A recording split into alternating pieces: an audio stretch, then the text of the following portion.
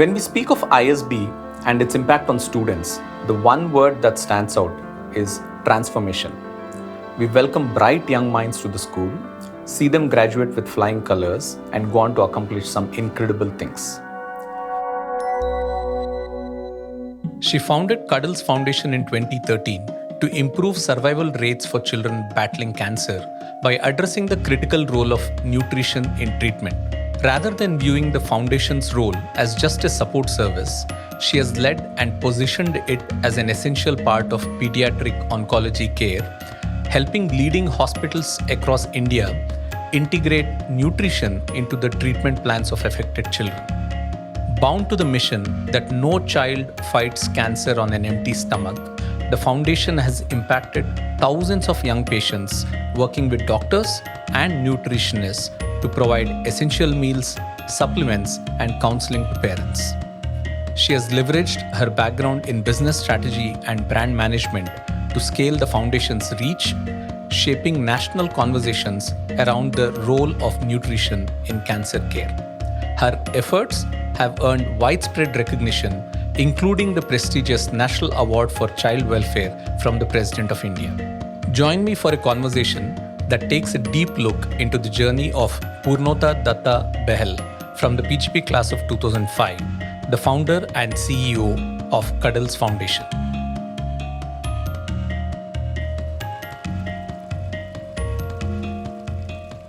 Purnota, so good to have you here with us. As you know, this series, we feature our exemplary alums, such as yourselves, who are doing some incredible work in a wide variety of areas. Here I am with you in your office at the Cuddles Foundation in Mumbai. Before I start off, I want to sort of ask you about a very basic question that everybody related to ISB, connected with the school, has on top of their mind, which is, what led you to ISB? What led me to ISB was actually it's quite a few years ago now. That's right. But when I look back and I reflect on why ISB, that was because at that point in time, I was writing my GMAT Guru. And I did want to go and get an education in a place which not only gave me opportunities, but it also gave me an exposure. And at that point in time, ISB was very, very new. I think I was the third or the fourth batch third batch, of ISB. But I ended up meeting a few alums who were very inspiring for me. In particular, I met Radhika Khurana, and I also got a scholarship. Wow. I'm incredibly grateful to ISB for that. Hence, ISB happened because I realized at that point in time, there weren't as many options. And this was a school here which was giving the kind of opportunities of interaction with professors, the kind of infrastructure that was never seen before in India, right? The alums I met, I believe as a percentage, there are far more entrepreneurs from ISB because we are a group of people who take risks. Yeah, it's a little more natural, I guess. It comes naturally. In terms of risk-taking ability. So I think ISB was just one of the most wonderful decisions of my life. And so in terms of prior to ISB, tell us a little bit about what was your undergraduate, where were you working before you came to ISB? So I am actually born and brought up in Lucknow. Oh, wow. So my childhood was in Lucknow. I did my schooling from Lucknow. Yeah. I came to Bombay to Sydenham College for my undergraduate. And while I was doing my undergraduate degree, I started interning with the Indian Express at that point in time, led by Shekhar Gupta. Yeah. I eventually ended up joining their events team.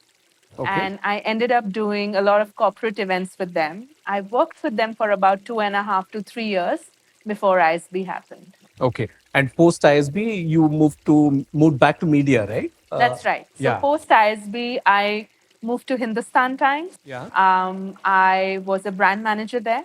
I launched the Punjab edition, which was incredibly exciting. I got to learn Punjabi, which held me in very good stead because I married a Punjabi man. Also an ISBN. Also an ISBN, yeah. Yeah. And post that, I moved to shadi.com under Anupam Mittal, who everyone knows now. Yeah, one of the sharks. Shark Tank, one of the sharks. heading marketing for them, which was incredible. Like the kind of just the team and how it was run. Yeah. Culturally, I had never seen anything like that. Very, very, at that point in time, fun, Silicon Valley, innovative, a place which rewarded you to think out of the box. In fact, a whole lot of the way Cuddles, the organizationally how it's structured, Yeah. is based on what I had learned at Shadi.com. Oh, lovely. How did this yearning to solve a problem that you're currently solving for, how did this come about? So actually, I keep telling everyone that the cause found me, and I am incredibly, incredibly grateful to the universe for that.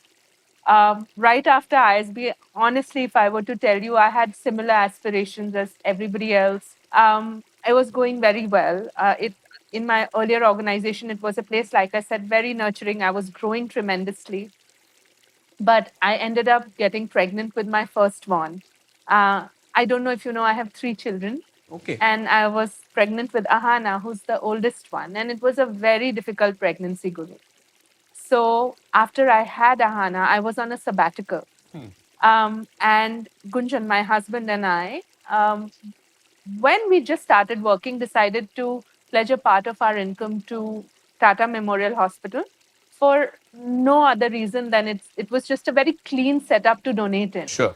And as donors, what we really cared about was where the money is going. If you Correct. just tell Is the me money where being it's spent going, well?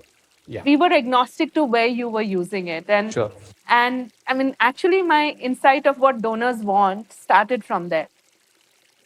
And when I had Ahana, I was on a sabbatical. I got a call from one of the doctors there saying, "You're at home. I know you're at home. Congratulations for the new baby. Come and see the kids you're supporting." We were supporting treatment for the kids. And at that point of time, when I walked in, and I remember it was 2011, Ahana was just born. Yeah. I don't know. I mean, most of us go to government hospitals and have been to a government hospital at some point in our Of lives. course. But most of us have never been to a government hospital that treats children with cancer or cancer patients only. And I was just not prepared to see what I saw when I walked in. It must have been a small room like the size of this room with children, parents, like about 150 kids in this kind of space.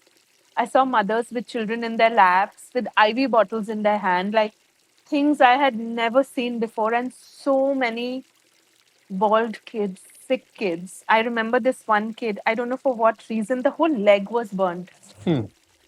As a new mother, it was very hard to see. So I was ready to turn around and go. When the head of social services actually came to me and said, "Purnota, you have come here. I will not let you go." I couldn't say no to her. I ended up going to the 11th floor, which was the pediatric ward. And I'm telling you, she took me to every room, and every story was more heartbreaking than the other. And room after room, stories like that, to a point where I was like crying, like wildly crying, snotty crying. And, Shalini realized that it was not like it was, everybody was getting really worried. And I was feeling very embarrassed about such a outburst. So I turned around to walk outside, and in the last room, and that is the moment of epiphany, Guru, like those times in your life where you think this was a time This is my it. life shifted, is I saw this little kid. I saw her mother's back, and the kid was in the mother's lap. And she was a chubby kid, like my Ahana was a chubby kid. She was a nan fed kid. And on one of her legs was a black dhaga. And it was on the same leg as that of Ahana's. Like it could have been Ahana Just there. the, yeah. And I thought the reason that I was on this side of the room is just luck. There is no other way to explain it. So I went to Shalini and I said, "I'm on a sabbatical. What is it that I can do?" And she said something super bizarre. She said, "Purnota, because this is Tata, I have enough funding for treatment. I don't have funding for nutrition, food," which didn't make sense because we're feeding the cows and the crows. And in my head, I'm thinking, who's saying no for nutrition for kids with cancer? So I said, Shalini, every time you have a requirement, you tell me and you take the money we give, whatever little we give towards nutrition. Then every time they had a requirement, they would call me. And it came to a point where even on a stretch budget, Gunjan and I couldn't afford it. Like we both were like, now what? And by that time, friends knew what we were doing. And so we started tapping into friends and saying, hey, would you like to donate, let's say, 5 boxes of supplement today or 5 kgs of ghee today? And friends started contributing. And that was actually the beginning of And that Cuddles was still Foundation. informal. Still informal. I actually went to my boss at that time and I said, I want to quit because I want to do it forever. And he said, you know what? I'm not taking your resignation. You're on a sabbatical, extend your sabbatical. You will come back to me in a year. And that was that day. And this is today. My God. Yes. And so for yes. 2 years, I did it informally. Yeah. And then at 2013, when I decided that this is what I wanted to do, I was very, very sure, is when we ended up registering Cuddles Foundation on 22nd of April 2013. Wow. I know your impact can't just be measured by numbers, but we always believe that everything can be measured. So tell me a little bit in terms of numbers. Actually, I must tell you, because I'm talking to you and this is ISB, that this is the only not-for-profit in the world who does what it does. Is that right? Yeah, nobody has seen the kind of numbers that we do. And that's simply because we're in India and we solve problems at scale, right? That's true. So, like I said, that because I had the benefit of working for a startup, I knew how to set up a startup. So I knew things about success metrics, milestones, etc. So what happened at the very beginning was setting up of a process and saying, we want to establish if the model works or not, or a MVP. Yeah. And like they say, and that MVP got established at Tata Memorial. So for the first 2 years, we worked solely with Tata Memorial Hospital. We perfected our model. Yeah. We were very sure that we wanted to build a model that was a plug and play model that I could take anywhere It's like a in any templatized country, version. and the same model could be deployed with slight tweaks depending on the hospital. So from that one hospital, very quickly we came to about, I would say, 10 hospitals by 2007. And today we are at about 42 centers in the country, Okay. reaching out to 50% of children in cancer care in the In those country. for In the in the country. country. In the country, yes. And what's give or take. what's that number like when you say 50%? Yeah, so every year about 75,000 kids are estimated to get cancer in the country. Okay. And out of this 75,000, only 25,000 reach the hospitals. We lose 50,000. We don't know what happens to them even before they get So to they're the not even hospital. in any of these care centers. They're So not at coming. any given point in time, back of the envelope calculation says we have between 30,000 to 45,000 kids in active treatment in the country today. So we are talking about 42 centers, and last year alone, we did about 19,000 children across the country, across these 42 centers. And as we grow, our aspiration is that in the next 5 years, we should be at about 80% across the country. So from 52, you want to scale it up to 80%. I want to scale it up to about 70 centers, 75 centers across the country. That's what we want to do in the next 5 years. This is incredible. This, obviously you've built a community to enable this, right? I mean, Yes. you've been leading this from the front, but you Yes. obviously have built a community. Yes. Tell us a little bit about how you went about early friends, like you mentioned. Yes. You and Gunjan reached out to your network. Yes. But beyond that, when you formalized this was no longer just about friends, right? No. Yeah. Would love to know more about that. So, very initially, we started working with friends and people we knew. At this point, I would like to say that it is incredible when a person comes from institutions like, let's say, an ISB. The network effect it gives is amazing because whoever I wanted to reach out to was as close as first or second degree of connection. So what we did was we looked at all the organizations, CSR organizations, which had health in their mandate. Yeah. And what we did is went about talking to the senior leadership of all those organizations. And this happened through the network effect, like I said, through ISB, through our friends. And that's how we ended up building a very strong community of even donors So, as a philosophy guru, we work with a small set of donors. And Okay. what happens is we like to work with donors over a period of time because we don't look at our donors as donors, but we look at them as partners who enable us to solve a problem. And Very nice. solving of a problem doesn't happen overnight or even in a year or 2 years. Correct. You need partners who walk the journey with you. And that has been our philosophy. Even if you look at our individual donors, it's about 150 to 200 donors who have been with us from the beginning, although the donor base is large, because as people get to know about the cause, people want to contribute. Sure. But like we say, sustained engagement is with a small set of This is people your over a core set long of period. donors with whom you can also not just their financial support, but also their intellectual Absolutely. and other kind of, Absolutely. Because assets that they bring to I the table. want to tell you in all humility, if your success metrics, if your books, etc., are in order, Yeah. money is very easy to come by. What is hard to come by is the time of people. Yeah. And that happens, people are willing to give you time if you engage with them over a sustained period. And if they see their time, because I think there is an awareness these days that money will come, but time is irreplaceable, Yeah. right?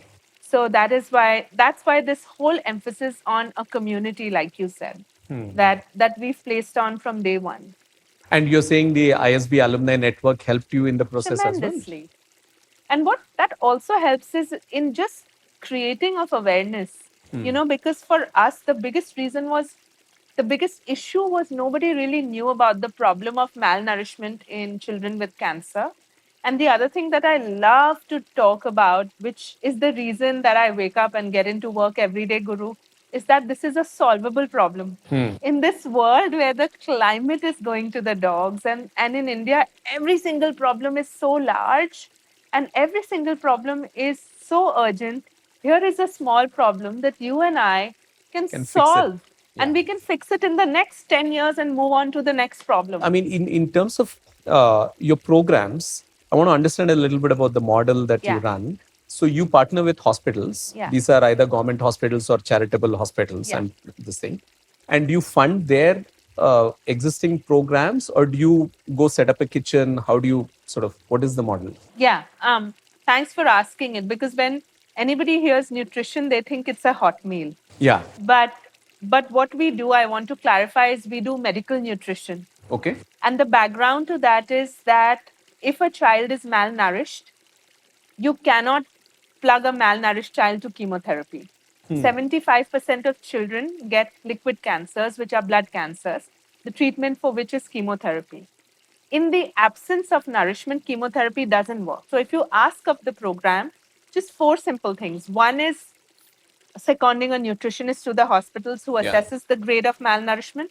Second is our supplementation program, which is giving all these supplements, which are over-the-counter products specifically for kids who are battling cancer. The third is we do a ration program, because we saw many children or many families abandoning treatment because they couldn't afford to feed the other child. So we said, if a parent has brought the child into treatment and beaten incredible odds, chances are they're abandoning because they're not able to take care of themselves. So we do a ration program, which is one of our most powerful program, Guru, because not only does it take care of the nutritional needs of the child in treatment, but keeps the child in treatment. Yeah. And then a last extremely important one is actually parent counseling. We don't want them dependent on us. Tomorrow, when they get out of treatment, there is no cuddles. They should be able to take care of their kids in the limited means that they have. So we do a whole lot of training with parents around making better food choices, hygiene. We teach them, a egg and a banana or a roti is much better than a Parle-G or a Maggie. These are available everywhere, right? Like nutritionally, these are much better options for a kid who's not well. Um, so these are the 4 pillars of our So program. you're essentially doing a lot of behavioral change, but also providing real, tangible Yeah. help in form of supplements and other things. Yes. And also post facto, once the child is out, how do you sort of sustain on a long Absolutely. term thing? Absolutely. So what's next for you? You're in Cuddles. This is your play. Yeah. But what's next, if I may ask? I want to be able to now, I look at myself as somebody who solves problems and builds organizations. So I am engaging with other not for profits and Yeah. for profits and looking to build them ground up. And that's, I think, going to be my journey. Needless to say, Cuddles will always remain my passion and my purpose, and something I do primarily. Having said that, Cuddles has also been built very sustainably. I have some of the best talent, I'm proudly saying, in the country who are Wow. running this organization. That's so nice to hear. Standing on the whose hard work I'm able to today say that I have the bandwidth to be able to do other things. So that's where my personal journey is taking me. So I want to ask you about, all the work that you've done at Cuddles and, in your journey of entrepreneurship, social entrepreneurship. I also saw, and we spoke about it briefly when we came in, this beautiful, wonderful awards. My eyes instantly went to this scroll from the Rashtrapati Bhavan, the Government of India's award. And that must have been very gratifying to receive a recognition and to receive this from the president himself. Yes. Tell us a little bit about that. Yeah, it was honestly, Guru, it was so early on in the journey that it was very overwhelming. But it was amazing because it sort of was like a proof that we were on the right path. Yeah. Very initially, when you get into a hospital, you see so much and you see so much misery that the temptation to do more and not stick to your niche is very high. But we were very, very sure that if we want to see success metrics, Yeah. we had to stay at a niche. But I was constantly questioning myself and saying, should I have done, let's say, housing or transportation? But when this came in, it was such a gratifying moment because not only was it was recognition that we are solving a problem that is a super niche problem that has never been solved before. You were featured on the KBC, the Kaun Banega Crorepati, with Amitabh Bachchan as the host. Yeah. And you had as your co-panelist or your co-sort of participant, Imran Imran. Hashmi, Yeah. who has somewhat similar story, at least in terms of the kind of constituency that you cater to, Yes. right? Yes. How was that experience? And, tell us a little bit about that. That experience was also amazing, and it actually sank after, I mean, the experience and the how large it was sank in after KBC had happened. Of course, meeting Mr. Bachchan is phenomenal. Yeah. Very few people know that he wrote multiple checks to us after KBC. But as I was telling you, nothing prepared for what came after that. Yeah. The night of KBC, even though we had taken precautions, we had made sure that we bolster our website. Our website crashed within as KBC was happening, it crashed. The kind of donations that came in, we had never seen those kinds of numbers before. But it's a good problem. It is a very, very beautiful problem to solve. And not only that, I think being in a platform like that gives a niche cause like that a whole lot of credibility. Sure. It's like a And nice that is amplifier. it's like an amplifier. It brings me back to a point that you made earlier, which is that, there are lessons that you've learned along the way. I'm curious to also ask and learn, uh, are there any specific lessons that you sort of, while you were a student at ISB, that, we all have our favorites, we all have our, sort of one course or one area of study that leaves an impact more than the others? Are there any things that you picked up from your school time at ISB to what you're doing now at Cuddles? Yeah, I want to tell you this. When I was at ISB, everybody used to laugh at me saying I took the FAFI courses. I used to love them. There was a course which was run only, I think, in my year, which is called Philosophy in Business. Okay. And of course, I took strategy, I took negotiation. I cannot tell you, I took game theory. I cannot tell you the kind of exposure it gives to a young mind very early on these thinking modalities. Yeah. And that exposure of thinking modalities actually has brought me here, because remember, you can hire a finance guy, you can hire a techie, but the thought and the thinking modalities like this are actually hard to come by. It's intrinsic to the person who's. And the same faffy courses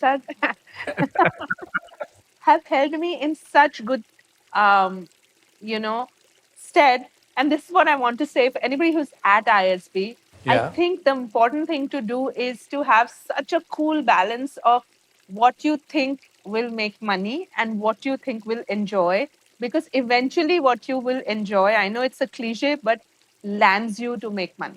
Hmm. Hmm.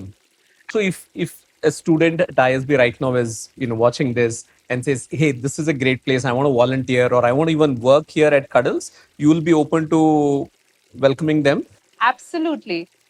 So I mean, I'm often asked at the end of interviews, what is the message for Yeah. young people, so to say? And it's the same message for years, which is to say that everybody should, especially if you're starting your career, look at a not for profit. That's an amazing option for three practical reasons. One is if you want to go to any of these large McKinsey and companies or BCGs or HLLs, this looks damn good on your CV. Two, the kind of quality of work that a not for profit will give a person with credentials and background from ISB is unparalleled. You will never be a cog in the wheel, you will be solving a real life problem. And number three is that very early on, if you know how to work in a resource constrained environment, Yeah. you become A player, Yeah. because you will be able to, irrespective of resources, you get to know the hustle. Yeah. And that, and in the nicest way. And of course, very early on, also, what it does, Guru, gives you an understanding of what purpose later in life might look like. Yeah. This is one of the most practical pitches that I've heard of attracting people to work in the not-for-profit space. I love it. But it is true. It's true. And There's nothing to disagree. and I want to tell you, the cherry on top is not for profits pay. Yeah. And I do want to talk about the program at ISB, Yeah. where if you want to talk, it's amazing that ISB now is saying if you want to work in a not for profit, it takes care of your EMIs. Yeah, we have a very generous Develop India scholarship. I am blown by that. Yeah, because I think it stems from ISB's own desire to create impact, and in the truest sense. So it's that's something that and also with the new program, we now are looking for students to also come to places like Cuddles, for instance, for their internship as well. Yes. Which again will perhaps give them the runway for looking at this as an option. I have a rapid fire for you, Purnota. Yeah. And this is one of those things where we also want quick answers. Yeah. And maybe short answers, but short is not so important as quick. Yeah. Right. So the ethos of Cuddles Foundation and what you do, if you were to put it in a very short way. It's love, hope, and nourishment. Love, hope, and nourishment. Yeah. Beautiful. Something that most people don't know about Purnota?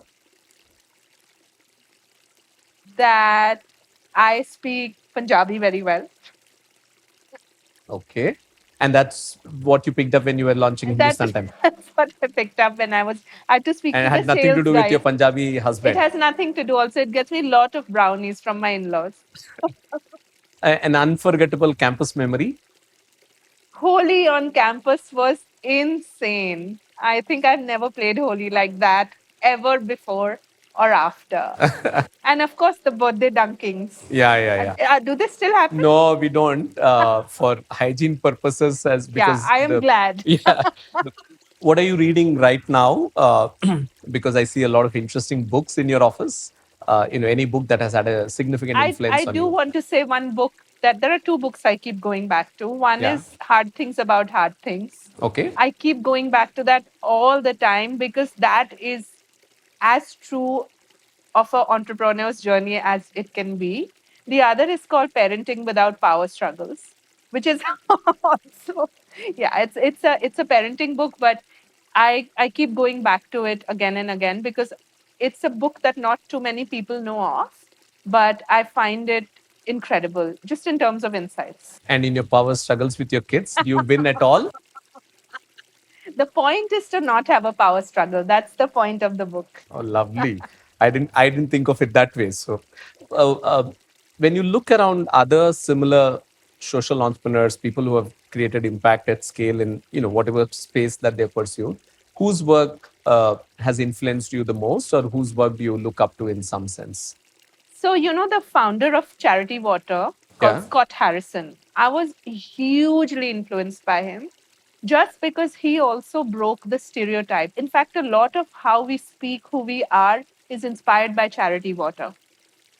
The other one I absolutely love is Dan Palota, who speaks about depuritizing not for profits, because Yeah. not for profits is seen with certain lens. Yeah. And what I feel passionate about saying is a not for profit is is run with the same rules as a for profit. Only thing is we are chasing a social good. And these are the two people I sort of really, really look up to. What is ISB for you in one sentence? Opportunity and nostalgia. Lovely. Purnota, it's been such a pleasure chatting with you. This can go on, and I only see, from the smile on your face, it's the smiles of those thousands of kids and their family members, to be very honest, and also the fact that you've actually energized an entire ecosystem, found a problem that's always been there, but perhaps no one paid attention to. Happenstance that you chanced upon this, but didn't sort of, like most people would do, you didn't say someone will do something about it, or here's what I'll do, but picked it up and sort of, we have. And as you reminded us earlier, the finish line is not too far off. Yeah. In some sense. So what a great work you're doing. Wish you all the very best. Thank you. And we are incredibly proud of the work that you're doing at ISB. Thank you. Thank you.